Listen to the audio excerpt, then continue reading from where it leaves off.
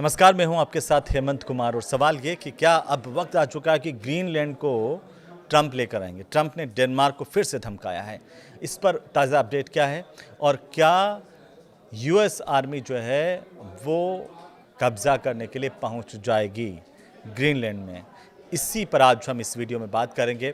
क्योंकि जब यूरोप के साथ बातचीत और टैरिफ के डर से डोनाल्ड ट्रंप का जो पूरा मामला है वो ग्रीनलैंड पर नहीं बन पाया, तो वे एक नया शिगुफा लेकर के आए हैं। उन्होंने नाटो की 20 साल पुरानी उस चिंता को भी अपनी पोस्ट का हिस्सा बनाया जिसमें रूसी प्रभाव को लेकर डेनमार्क को आगाह किया गया था। अमेरिकी राष्ट्रपति ट्रंप ग्रीनलैंड के मसले पर झुकने के लिए तैयार दिखाई नहीं दे रहे हैं, इस मूड में शायद नहीं है। और एक तरफ यूरोप उनके खिलाफ खड़ा हो गया है, दूसरी तरफ उन्होंने ग्रीनलैंड को लेकर के अपनी भाषा और तेवर दोनों को और ज़्यादा आक्रामक बना दिया है। आप ज़रा इस बात को समझिए कि डेनमार्क ने जब ये कहा कि वो अमेरिका की ब्लैकमेलिंग से डरता नहीं है, तो डोनाल्ड ट्रंप ने क्या किया? डोनाल्ड ट्रंप ने रूस का खतरा दिखाया डेनमार्क को कि आपके सामने रसिया जो है वो एक बड़े खतरे के तौर पर है, एक डर दिखाया। और अपने सोशल मीडिया पोस्ट में ट्रंप ने सीधे तौर पर डेनमार्क पर यह आरोप लगाए कि वो पिछले कई दशकों से ग्रीनलैंड पर बढ़ते हुए रूसी सुरक्षा खतरे से निपटने में अब तक नाकाम रहा है। ट्रंप ने बेहद ही कड़े तेवर दिखाए, कहा कि अब वो वक्त आ गया है कि ग्रीनलैंड में रूसी खतरे को खत्म कर दिया जाए। वो पहले ही इस मुद्दे पर चीन और रूस के आर्कटिक इलाके में खतरे का डर दिखाते रहते हैं। ये पहला बयान उनका नहीं है, इससे पहले भी इसी तरह के उन्होंने कई बयान दिए। एक बार अब याद होगा आपको कि किस तरीके से उनका बयान इसे लेकर के चर्चाओं में आया था, और फिर उन्होंने इस बात को दोहराया जब यूरोप उनके रुख पर साथ देने को राजी नहीं है। आप देखिए कि 20 साल से यही चल रहा है, और क्या अब ये वक्त आ गया है? जो सवाल ट्रंप ने उठाए हैं, और ट्रंप ने अपने social media platform truth social पर यह लिखा है कि नाटो जो है वो पिछले 20 सालों से डेनमार्क से कहता आ रहा है कि ग्रीनलैंड से रूसी खतरे को दूर करना होगा। दुर्भाग्य से डेनमार्क कुछ भी नहीं कर पाया, और अब वक्त आ गया और ये किया जाएगा।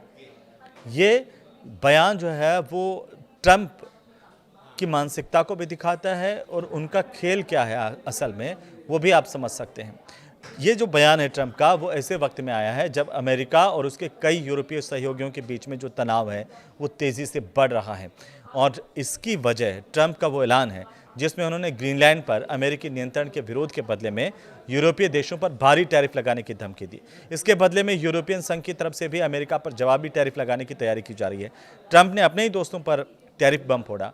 ट्रंप ने एक दिन पहले घोषणा की थी कि फरवरी से Denmark, Norway, Sweden, France, Germany, Britain, Netherland और फिनलैंड से आने वाले सामान पर 10% तक टैरिफ लगाया जाएगा। उन्होंने ये चेतावनी दी कि अगर 1 जून तक कोई समझौता नहीं हुआ तो टैरिफ बढ़कर के 25% कर दिया जाएगा। इतना ही नहीं, उन्होंने इस बात को भी साफ किया कि जब तक अमेरिका को ग्रीनलैंड की पूरी और अंतिम खरीद की अनुमति नहीं मिल जाती है, ये जारी रहेगा। अब इस टैरिफ को लेकर के भी कई तरह की चर्चाएं हैं, लेकिन इस टैरिफ के ज़रिए यूरोपीय देशों पर ट्रंप दबाव बना रहे हैं कि उन्हें ग्रीनलैंड का मालिकाना हक मिल जाए। अब सवाल यह है कि क्या नाटो गठबंधन टूट सकता है?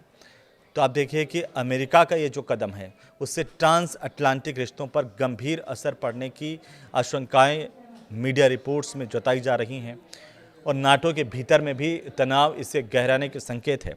1949 से लगा करके यूरोप और उत्तरी अमेरिका की जो सामूहिक सुरक्षा की रीढ़ है वो इस सैन्य गठबंधन में ट्रंप पहले भी सहयोगी देशों पर रक्षा खर्च कम करने का आरोप लगाते रहे हैं।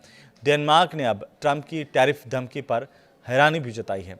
डेनमार्क के जो विदेश मंत्री हैं लॉर्स लोके, उन्होंने ये कहा कि ये ऐलान उनके लिए अप्रत्याशित था, खासकर तब जब हाल ही में वॉशिंगटन में डेनमार्क और अमेरिका की बातचीत चल रही थी।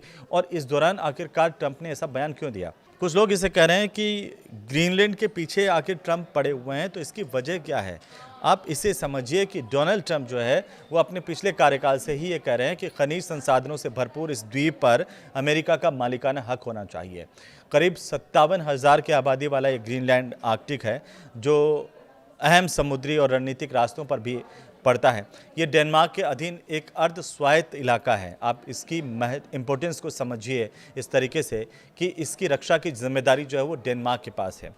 हालांकि पहले अमेरिका से 1951 के जो रक्षा समझौते हुए उनके तहत ग्रीनलैंड तक पहुंच अमेरिका की है। वहां पर पेटोफिक स्पेस जो बेस है उसके ज़रिए सैन्य मौजूदगी भी अमेरिका की है, जो चाहे मिसाइल चेतावनी या मिसाइल रक्षा या अंतरिक्ष निगरानी में अहम भूमिका निभाता है।